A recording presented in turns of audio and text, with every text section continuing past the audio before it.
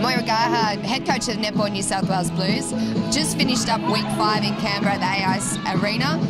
What a weekend. It's two very close games for the Blues. Absolutely, 2 very tough games against very good sides, experienced sides, and the girls, I'm so proud of the work ethic and the team spirit and really sticking to our game plan for 99% of that game, and they fought hard every inch in both games, so very proud, very happy with the progress from all of them.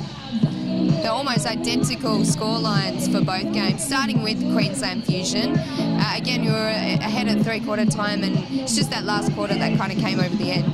Yes, one of our aims was to be strong to the ball, and we were, and then they just came a little stronger in the last, and we just didn't quite step across and take some of those balls, and so unfortunately that was a little bit of a key to that, but the girls didn't stop. They certainly didn't stop running, and that was another goal for us, just all the way to the end of every quarter.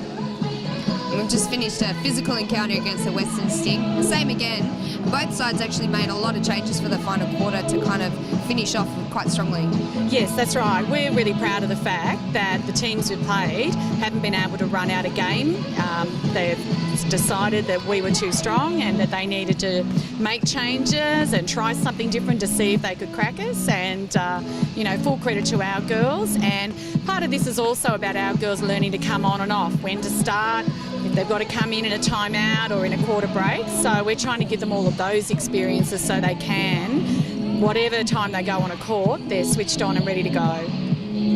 Speaking of those, you tried out a number of combinations over this weekend, and there hasn't really been any gaps in any of them. No, very pleased there. The girls have gelled really well. They've worked hard on different combinations of training so that we can have that, so we can keep the intensity, and that the girls, in a short time frame, you've got to work on that hard in training and then be prepared to put those combinations out there in a game and trust the girls.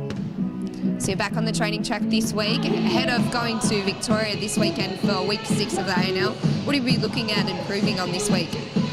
We'll look at that running onto the ball consistently through the game, cutting through the strong defensive pressure. Some of the teams are throwing zones out there, so we've addressed it, but we'll keep touching on that and making sure we recognise it and we act on it. So that's a big key, is we know what to do, it's recognising it when we see it and switching straight into attack or defence appropriately.